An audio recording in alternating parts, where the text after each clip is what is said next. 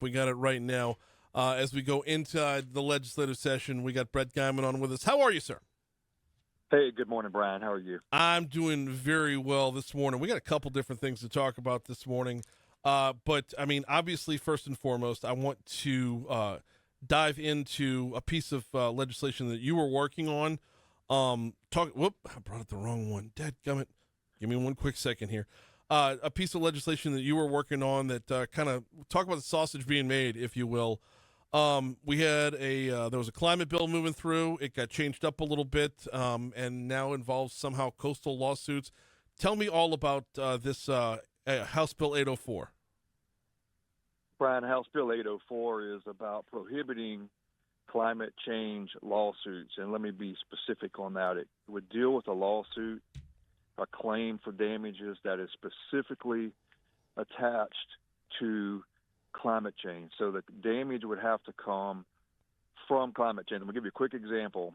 A lady dies of a heat stroke in the state of Washington, and her heirs sued the fossil fuel companies in the state of Washington because they have emissions that created greenhouse gas that created climate change, and the climate change caused their mom to die of a heat stroke. I mean, that's how absurd this is. And so what we're trying to do is put a block between those type of lawsuits and any of our companies here in the state of Louisiana. We don't want to take away the ability for someone to seek damages for emissions that cause harm or any other violations of state or federal law that cause harm. Right. But we don't want these legacy type lawsuits that basically sweep in every fossil fuel manufacturer, distributor, and transporter in the state. Because first off, Brian, you couldn't even specifically identify which company caused the emission that caused the damage to begin with. You know, it's just absurd. And so we just wanted to put a block up in front before these things started happening in our state. There's 40 of them across the country today in various states, and so that's what House Bill 804 is about. So I talked about House Bill 804 a little bit earlier in the session. I made the comparison to, I don't know if you've read John Grisham's Runaway Jury, but there's comps here where within the book there's an attorney who wants to blame an individual shooting in the book it's about the tobacco manufacturers. It's like trying to pin a bigger blame, with a bigger blanket on something that you can't narrow down to one thing. One of the things about global warming is it's global. Like I don't know how one would get from point A to point B to necessarily say it's these emissions coming from this place that are causing the entire world to change. Well, no, you make a good point. I mean, again, if you go into the state of Washington where the lawsuit that I use a reference on, I mean, how do you know, first off, is it even true? But let's assume it is. Right. How would you know where those emissions came from? Could they come from China and, you know, the atmosphere and the wind blows and those, right. You know, the greenhouse gases, created from something in China that caused the damage. I mean, you can't specifically identify the emission, number one, the emitter, like who's responsible for it, and the origin. Like, it's impossible to do. So what they do is they just put a net out there and catch everyone. In the state of Washington, they even sued the pipeline company, who doesn't do emissions, but they were transporting fossil fuel, which cause emissions. And so it's the most absurd thing that you can imagine, and it causes risk to our industries and to our people. By the way, the farmers, the logging industry, the cattle industry, Landowners Association, business groups all endorse this bill because anyone can get swept up in this. Let me give you a quick example. If you have a lease on your property for a pipeline or an oil well or whatever, and that company gets caught up in the lawsuit, so do you. And so this goes all the way down to individuals, and we just don't want this in our state.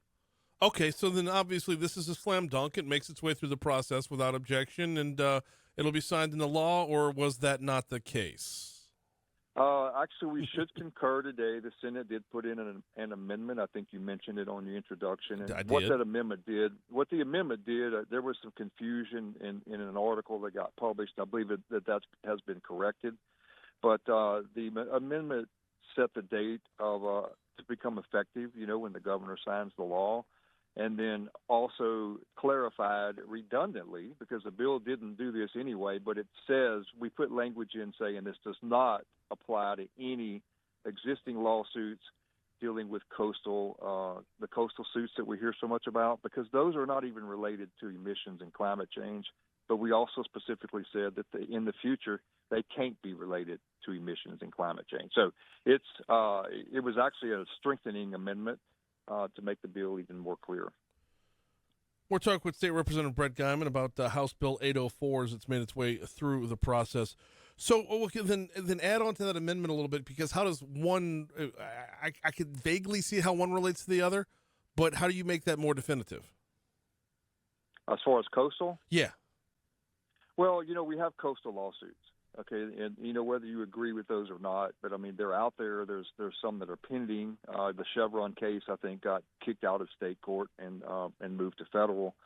But those are done on you have to permit to get a coastal permit, and you have erosion, you have damages caused by the supposedly by industry doing the work and creating damages to our coast.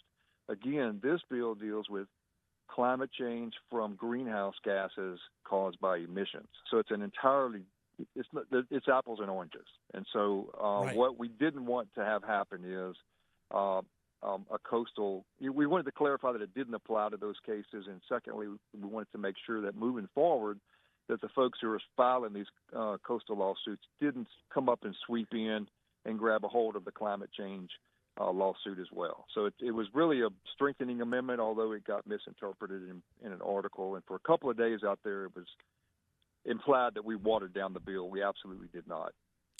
Talk with Brett Geymann about HB 804 as it's made its way through the legislative process this session. In keeping with that, you mentioned Washington a couple times. Were there other states involved, or were there other states looked at, I should say, where you could kind of see, baseless claims being made here, claims being made there? Like, what was your comp set to develop this legislation? Sure. Boulder, Colorado, which probably most people listening to this show are familiar with or have been to Colorado in that general area. But the city of Boulder, Colorado, filed a suit against all the fossil fuel companies in the state of Colorado because of high insurance rates for housing.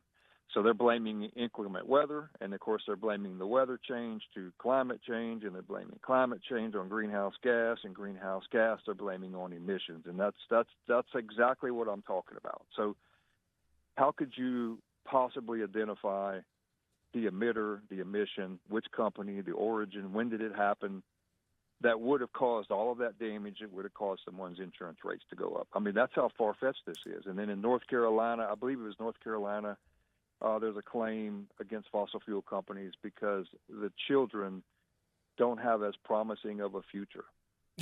It's true. I'm serious. That's a true case. And so it's just absurd. It is. Yeah, no, it's absurd. That'd be like saying 80% of the hot air in Boulder, Colorado comes directly from Deion Sanders. I mean, that's... Yes.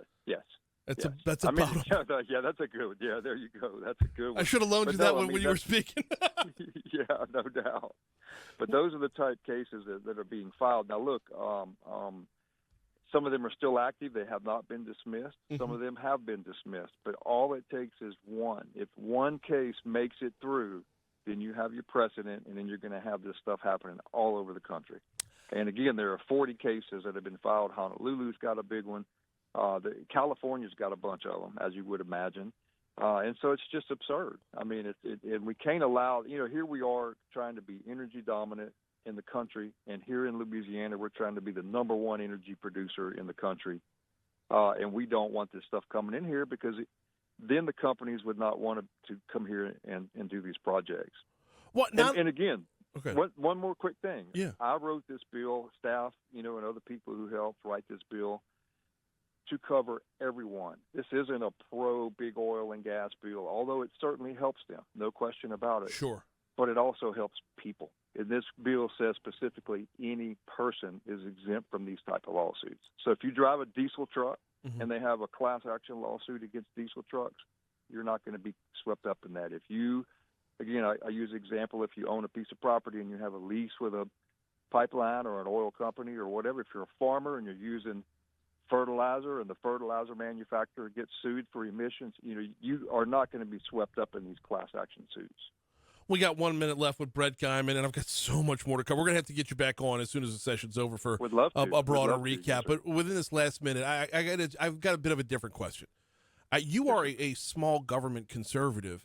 How difficult is it to write predictive legislation? Well, it's hard. I mean, Right. but we try, and so it's it's challenging, but we just stay at it and get it done, sir. Well, I mean, I'm a small government conservative as well, and trying to write something like this flies in the face of everything we believe in because you're trying to predict the actions of something that hasn't happened yet. I mean, it's just basically the fact that when I first heard about this, Brian, I leaned back in my chair and said, "You have to be kidding me." And so basically, I just looked at the cases that have been filed, and just kind of looked at legacy lawsuits and coastal lawsuits, and again, try to just put a barricade up to make sure that this doesn't come in. He is State Representative Brett Geymann. They're wrapping up on Monday. We will talk to you soon, sir. Always appreciate the time.